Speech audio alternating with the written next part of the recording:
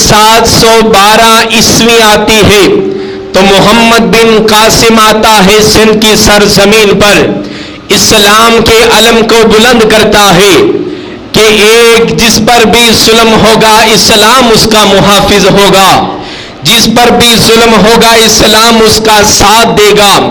اس کائنات کے اندر مظلوموں کو اسی طرح تحفظ دینے والی جو جماعت ہے اس کا نام اسلام ہے۔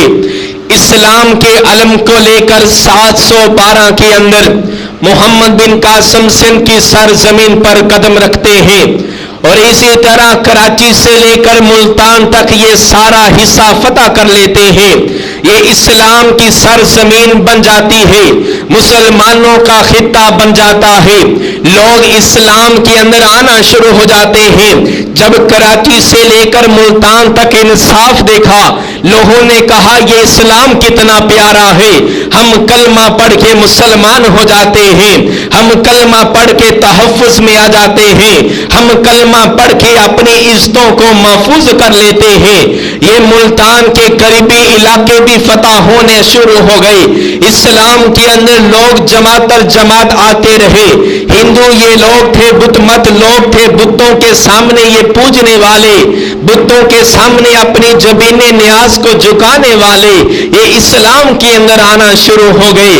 اسلام مضبوط ہونا شروع ہو گیا۔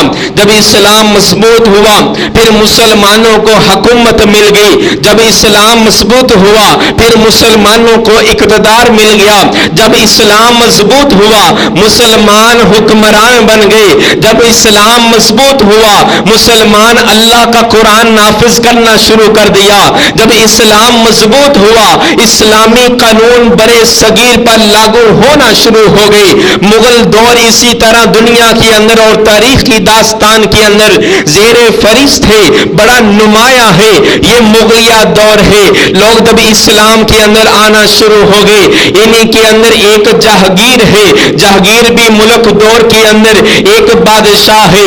اسی کے حکومت کے اندر انگریز برطانیہ سے آئے، انہوں نے کہا کہ ہم برے صغیر کے اندر کوئی کاروبار کرنا چاہتے ہیں، تجارت کرنا چاہتے ہیں، برطانیہ سے کچھ چیزیں یہاں لا کر فروخت کرنا چاہتے ہیں، برے صغیر کو، برے صغیر کے لوگوں کو سہولیات دینا چاہتے ہیں، اور یہاں کی سبزیاں اناج وغیرہ کو لے کر ہم برطانیہ لے جانا چاہتے ہیں، اس بات پر ہمیں اجازت دے دو۔ جہانگیر نے اجازت دے دی، یہ بات سلسلہ چلتا رہا۔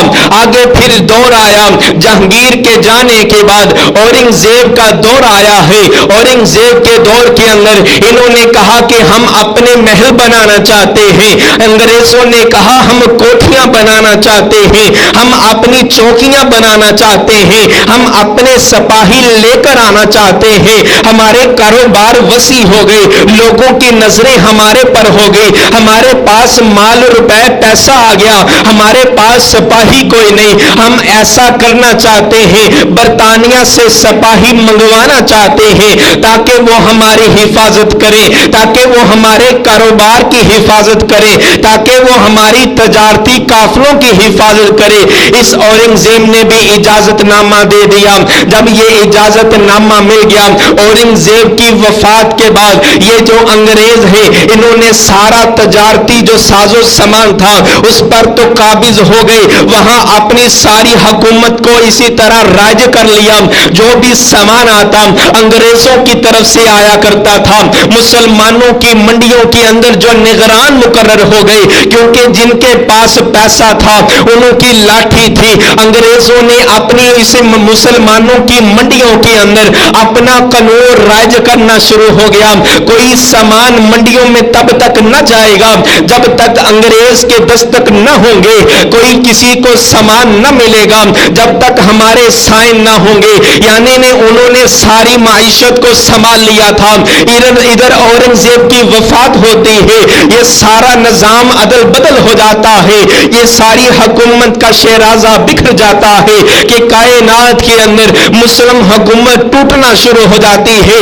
ادھر انگریز کہتے ہیں ہم اپنی اب حکومت بنائیں گے، ہندو لالے کہتے ہیں ہم اپنی حکومت بنائیں گے، مسلمان کہتے ہیں ہم صدیوں سے حکومت کرتے کرتے آئے ہیں ہم حکومت کریں گے.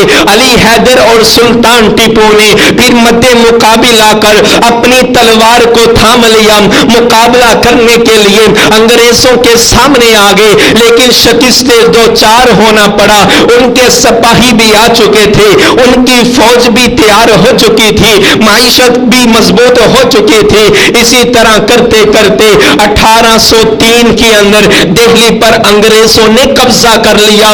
یہ پہلا یہ حصہ اور پہلا شہر تھا کہ دہلی پر انگریزوں نے 1803 کو قبضہ کر لیا. پھر بات چلتے چلتے مسلمان پھر شکست کے دو چار ہونا شروع ہو گئی, حصہ جدا ہونا شروع ہو گیا, مسلم حکومت ٹوٹنا شروع ہو گئی. انگریزوں نے دہلی پر حکمران بن کر بیٹھ گئے. اسی طرح دہلی کے مزید علاقوں کو بھی ظلم و ستم کے ساتھ دو چار کر کے ان کو بھی اپنے قبضہ کے اندر کرنا شروع کر دیا, مسلمانوں کو مارنا شروع کر دیا. ادھر ہندوؤں کی بھی آواز تھی ہم کافروں اور اسی طرح انگریزوں کا مقابلہ کریں گے, اپنا وطن ہندوستان کو واپس لیں گے. ادھر مسلمانوں کی بھی آواز تھی ہم برے صغیر کو اسی طرح انگریزوں کی جان سے چھڑا لیں گے, ان کے قبضے سے چھڑا لیں گے, ہم اپنا قانون نافذ کریں گے. یعنی کہ ہندو لوگوں کی بھی آواز یہی تھی ہم نے انگریزوں سے جان چھڑانی ہے. مسلمانوں کی بھی آواز یہی تھی ہم نے انگریزوں سے جان چھڑانی ہے. مد مقابل کا ایک ہی اعلان تھا. اب انہوں نے کہا کہ ہم اتحاد کر لیتے ہیں, جہاں بھی جائیں گے ہمارے جو جلسے ہوا کریں گے, جو جلوس ہوا کریں گے, جو احتجاج ہوا کریں گے, یہ ہندو مسلمانوں کے بیک وقت ایک جگہ ہوا کریں گے, کیونکہ ہمارا مطالبہ تو ایک ہے, کافروں انگریزوں سے نجات حاصل کی جائے. جب یہ اتحاد ہو گیا, اتحاد چلتے چلتے پھر کافروں انگریزوں نے کہا یہ بڑی شاطر قوم, انہوں نے کہا کہ مسلمان تو قربانیاں دینے والی قوم ہے, مسلمان شہید ہو جانے والی قوم ہے, صدیوں سال انہوں نے حکومت کی ہے. اب اس طرح کرتے ہیں یہ ہندو لالوں کو ساتھ ملاتے ہیں, کہا کہ ہم آپ کو ہتھیار بھی دیں گے, آپ کو جنگی سازو سامان بھی دیں گے, آپ کو کھانے پینے کا اناج بھی دیں گے, آپ کو روپے پیسے درم بھی دیں گے, یہ سارا مال اس لیے دیں گے آپ نے مسلمانوں کے ساتھ اتحاد کو ختم کرنا ہے اور ان کے ساتھ لڑائی کر کے ہم آپ کو ہندوستان کا یہ صدر بنا دیں گے, حکمرانی عطا کر دیں گے. جب یہ انگریزوں کے یہ سارے سبز باغ دکھا دیے گئے, انہوں نے پھر مسلمانوں سے اتحاد توڑ دیا, مسلمان پھر الگ ہو گئے, مسلمان پھر ظلم ستم کرنا شروع ہو گئے. ممبروں مسجد سے آواز آتی تھی ہم اللہ کے نام پر جہاد کریں گے, انگریز کو تیس نیس کر دیں گے. کیا بات ہوئی اگر مد مقابل آ گیا, ہم ایک وقت تھا 313 تھے, مد مقابل 1000 کا تھا, رب کی نصرت نازل ہو گئی. یہ آنے والے کل کے بندے, یہ انگریز اس کو ہم ختم کر دیں گے. جب یہ آواز ممبروں محراب سے جاری ہوئی, انہوں نے کہا کہ اس آواز کو توڑا جائے. علماء کرام کو پھر شہید کر دیا گیا, امام مسجدوں کو شہید کر دیا گیا, نمازی حضراتوں کو شہید کر دیا گیا. یہ 1857 تک مسلمانوں کی یہ درد بری کہانی ہے. یہ جنگ آزادی تک اتنے مسلمانوں کو شہید کیا کہ ہندوستان برے صغیر کے اندر ہر گلی کے اندر مسلمان خون نظر آتا تھا, ہر درخت کے ساتھ مسلمانوں کو سولی پر لٹکا دیا جاتا تھا. اسی طرح علماء کرام اپنے تاریخ دانوں کی کتب کے اندر لکھتے ہیں ہم نے کوئی ایسا درخت نہ دیکھا تھا جس درخت پر مسلمانوں کا خون نظر نہ آتا تھا. اتنا ظلم و ستم کیا, مسلمانوں کی تاریخ کو ختم کرنا چاہتے تھے, مسلمانوں کا نشان ختم کرنا چاہتے تھے, اتنا خون بہایا.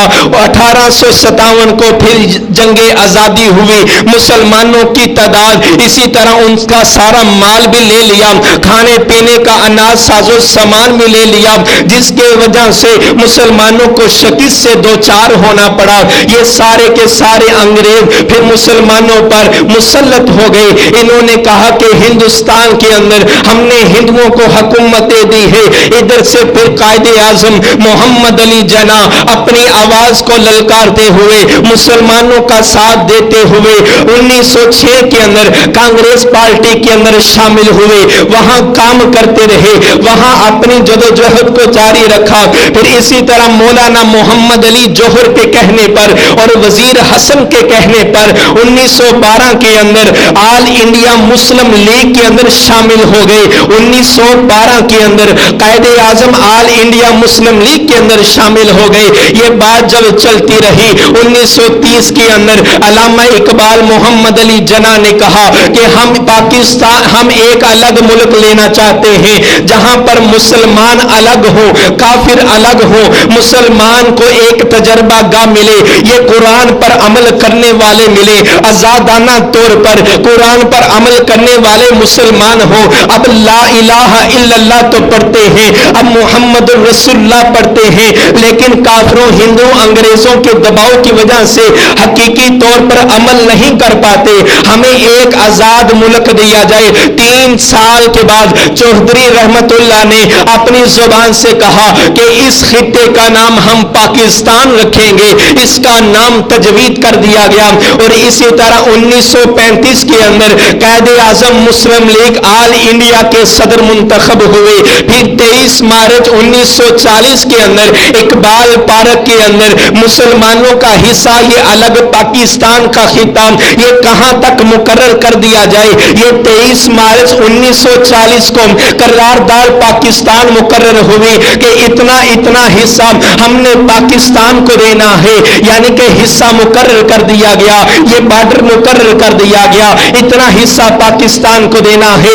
اس کے بعد پھر ظلم و ستم کی انتہا پھر کائنات نے دیکھی, جب آپس میں دوست بھی تھے, یار بھی تھے, سجن بھی تھے, بیلی بھی تھے, ہمسائے بھی تھے, یہ ہندو تھے, یہ سکھ تھے, انہوں نے پھر ان کی فصلوں کو کاٹنا شروع کر دیا. ان مسلمانوں کے پاس اب کھانے کے لیے گندم نہ ہو, ان کے پاس کھانے کے لیے اناج باقی نہ بچے, مسلمانوں کی فصلوں کو کاٹنا شروع کر دیا. ادھر ہندو کی فصل سے پانی آتا مسلمانوں کی کھیت میں, یہ اپنے بن باندھ کر پانی روک دیا کرتے تھے. اگر ساتھ والا ہمسایہ مسلمان ہے, ان کے گھر میں یہ اینٹیں وغیرہ پھینکا کرتے تھے تاکہ مسلمان کے بچے مر جائیں. مسلمانوں کو اس انداز سے تکلیف دیا کرتے تھے. بجلی کو کاٹ دیا گیا, پانی کو روک دیا گیا, کھانے پینے کے اناج کو روک دیا گیا تاکہ بھوک پیاس سے یہ مر جائیں. یہ بات چلتی چلتی ایک بات اس طرح, جب بھی یہ جلسہ عام ہوتا, جب بھی احتجاج ہوتا, مسلمان آل انڈیا مسلم لیگ کا جب اعلان ہوتا فلاں وقت پر ہم نے احتجاج کرنا ہے, یہ کافر ہندو لالے, یہ سکھ مسلمانوں کے رستوں پر حائل ہو جایا کرتے تھے, مسلمانوں کو توڑا کرتے تھے. ادھر مسلمانوں کے جذبے بڑے اجاگر تھے, مسلمانوں کی آواز بڑی عیاں تھے کہ پاکستان کا مطلب کیا, لا الہ الا اللہ. پھر مسلمانوں نے نعرے لگائے, وہ نعرے آج بھی تاریخ کی کتابوں کے اندر موجود ہیں. پاکستان کا مطلب کیا, لا الہ الا اللہ. لے کر رہیں گے پاکستان, مل کر رہے گا پاکستان, بٹ کر رہے گا ہندوستان, بن کر رہے گا پاکستان. ماریں گے یا مر جائیں گے, ماریں گے یا مر جائیں گے, بنائیں گے پاکستان. سینے پر گولی کھائیں گے, پاکستان بنائیں گے. یہ پاکستانی نعرہ لگاتے رہے, ہمارے آباؤ اجداد یہ نعرہ لگاتے رہے, ہمارے بزرگ یہ نعرہ لگاتے رہے.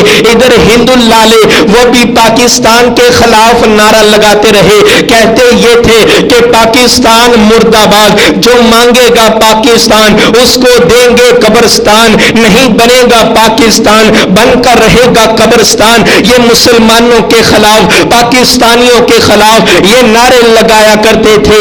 ادھر یہ 14 اگست 1947 کا دن آ گیا, مسلمان سارا دن یہ دیکھتے رہے کب یہ اعلان ہوگا کہ ہم ہندوستان سے پاکستان کی طرف جائیں گے. حد بندی تو مقرر ہو چکی تھی, ریڈیو کو دیکھتے رہے, کہتے ریڈیو انڈیا کی طرف سے یہ اعلان ہو رہا ہے, ابھی مذاکرات جاری ہیں. قائد اعظم محمد علی جناح اور ہندو اور انگریز برطانیہ کے ایک ٹیبل پر بیٹھے ہوئے ہیں, مذاکرات جاری ہے.